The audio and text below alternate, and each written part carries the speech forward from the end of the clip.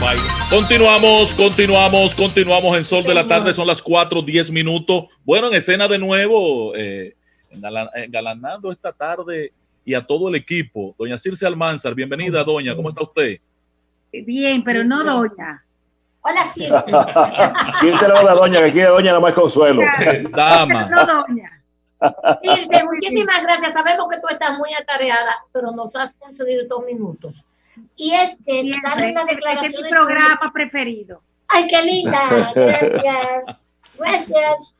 Mira, sí, lo hacemos con mucho amor. Peleamos mucho, pero lo hacemos con mucho amor. Por eso, por la espontaneidad es que me gusta. Ay, qué linda. Gracias, Circe. Mira, Circe, las declaraciones tuyas y de otro empresario sobre la cuestión del empleo en República Dominicana, de que tú decías que lo que se avecina no es fácil para los empresarios.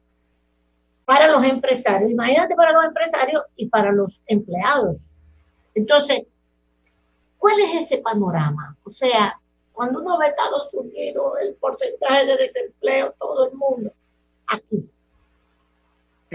Yo primero quiero poner en contexto lo que yo decía. De hecho, estábamos hablando un poco, era de las propuestas de los candidatos, que hablábamos de que nosotros nos sentimos muy bien porque los candidatos hicieron una exposición sobre el desarrollo productivo que a nosotros nos parece excelente porque ya se está tomando en cuenta no solamente en otros países, sino también aquí, la importancia que tiene el sector productivo nacional, y eso es bueno, sobre todo en momentos como este. Y en ese contexto era que estábamos hablando de la problemática, porque yo decía que me da la impresión de que todavía los propios candidatos a la presidencia y muchos líderes, sin excluir algunos líderes empresariales, no estamos claros del panorama que realmente podemos tener enfrente en un mediano plazo, y que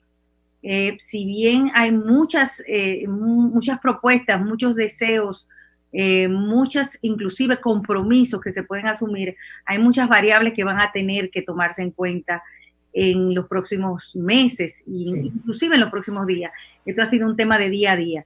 Y yo hablaba de que nosotros, de hecho, en estos momentos todavía nos encontrábamos trabajando en una serie de disposiciones o tratando de consensuar con las autoridades algunas disposiciones para evitar que sucedan despidos masivos o desahucios. No tanto que nosotros entendemos que se van a producir, no fue tajante mi posición. Sí, ya. Lo que decía es que se vislumbra la posibilidad, sobre todo por el hecho de que tenemos una actividad mermada totalmente, o sea, tenemos todavía un problema de protocolos que deben cumplirse. En estos protocolos tú tienes personas que no puedes tener trabajando en los sitios, en los establecimientos, tienes también muchas posibilidades de contagio, y si hay una persona contagiada tienes que retirar del trabajo también a todos los que están alrededor. Eso genera una situación compleja, pero yo también hablaba, doña Consuelo, de que se está buscando soluciones desde el punto de vista permanente dentro de lo que cabe la nueva normalidad del COVID-19, para que no tengamos que acudir, por ejemplo, a programas siempre como el PASE, sino que podamos utilizar subsidios que ya están establecidos en la Ley de Seguridad Social, como el subsidio de riesgos laborales, que te cubre una parte de los salarios del trabajador si tienen esa situación. O sea, lo hablamos en sentido positivo. Sí. En ese punto, doña Circe,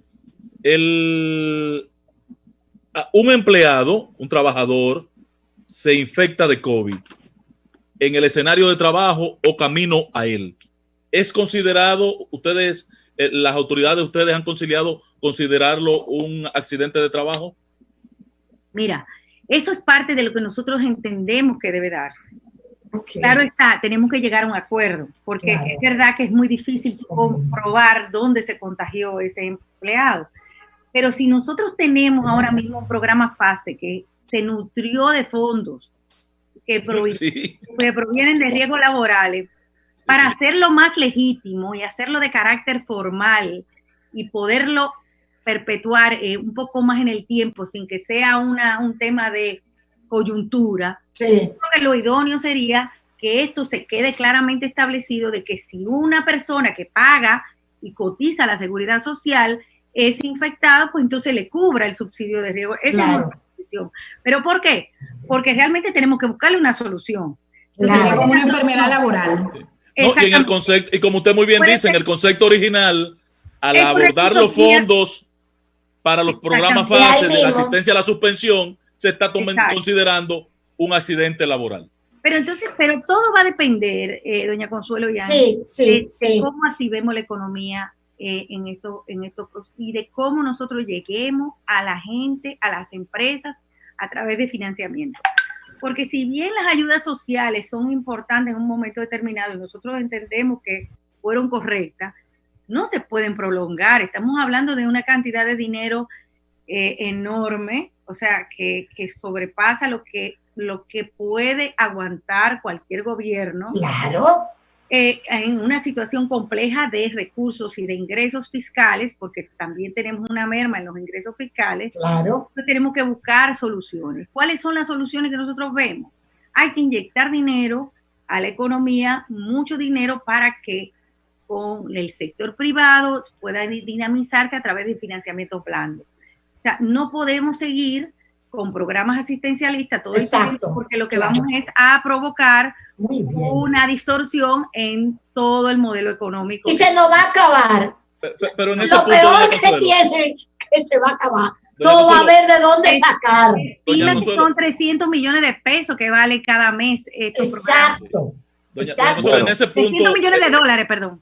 Doña Consuelo, pero en ese punto el Ministerio de Administración de Economía y Planificación y también Hacienda dijeron que estaban preparando toda una carpeta y que estaban en discusión con ustedes, los empresarios dominicanos. Eso es lo que me interesa. Para preparar el reinicio, el relanzamiento de la economía, y mencionaron el origen y la fuente de los fondos.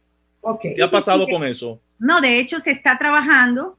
Se ha venido trabajando en los diferentes fondos de financiamiento. Ahora bien, en la tercera fase tiene que haber un impulso, pero yo entiendo también que nosotros tenemos que mirar ya hacia un nuevo gobierno, o sea, ya sea quien sea que se asuma, porque esto no puede ser un lineamiento de un mes, o sea, tenemos que hacerlo a largo plazo. Claro. Nos tocará, independientemente de que se inyecte dinero en la economía como se ha ido inyectando, que ha sido muy bueno, tendremos que seguir trabajando en eso, y creo que la ley de alianza público-privada puede ser un instrumento muy interesante para promover todas las obras de infraestructura que se requieren para dinamizar la economía. Yo creo que vamos, no quiero que se sienta pesimista mi posición. Ahora no, realista. Es realista. Ustedes lo ven, de hecho, y tomemos en cuenta algo también cultural. Y te falta tú sabes lo único que te falta, perdón, Khalil, porque va a Khalil ahora. Lo único que faltaría es, para mí,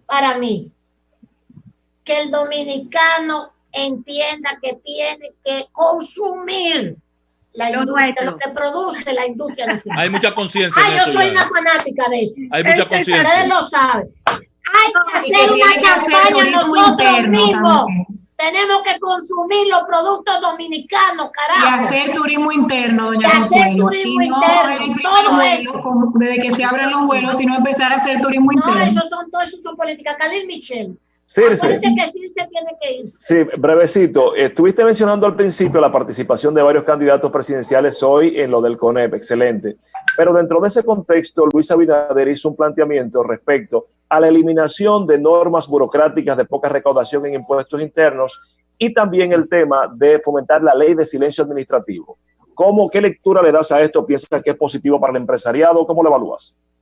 No, me parece muy interesante. De hecho, hay una tarea pendiente que yo no le llamaría reforma tributaria, Ángel, porque realmente ahora mismo una reforma tributaria es pues otra cosa. Hablar. Yo le llamaría a la reforma pendiente o los cambios estructurales pendientes que tenemos. O sea, nosotros tenemos un código tributario que, sin entrar en temas de tasas impositivas, de tasas de impuestos, tiene muchísimas oportunidades de mejora, de hecho está sumamente atrasado, genera una burocracia enorme y hay veces que mucha gente no entra en la informalidad no porque no quiera pagar impuestos, es porque es tan complicado pagar impuestos en el país que hay que reformarlo, y no solamente por los tributos, sino por los procedimientos. Ya lo hemos hablado varias veces.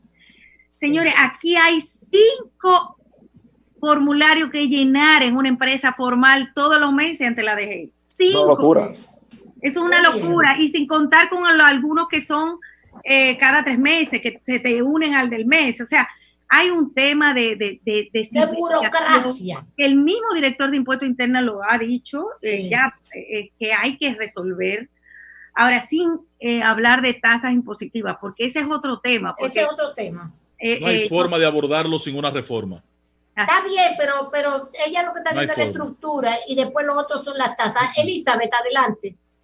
Bueno, yo quisiera saber si ustedes como sector se han sentado a hablar del futuro de la empresa a partir del COVID-19. Los empleados han probado lo que es el teletrabajo, que ya en otros países se mide por productividad y no necesariamente por horas laborales. Hemos hablado de que el sector empleador y el sector trabajador se sientan para hablar de horas laborales, de cesantía, pero hacia dónde va el trabajo, que ya es una discusión diferente, de si a raíz de esta pandemia que nos hizo vivir pues esta situación, se han sentado las empresas a hablar de un posible cambio en la metodología del trabajo y en la remuneración a los empleados. Sí, Elizabeth, fíjate que nosotros, y eso es lo que nosotros decíamos en la presentación que decía Celso Juan, en la presentación del programa con los candidatos que hicimos la semana pasada.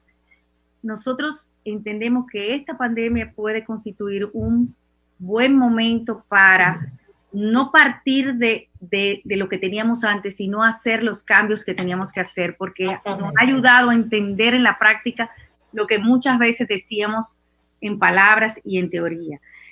Nosotros nos empecinamos, yo personalmente fui muy enfática en concentrarme en la reforma del Código Laboral, no desde el punto de vista de las cesantías. Esa era una discusión que yo entendía que es un tema más complejo, porque ahí es un tema de que se siente que afecta un derecho ya adquirido y ya te entras en una discusión más de intereses que de visión.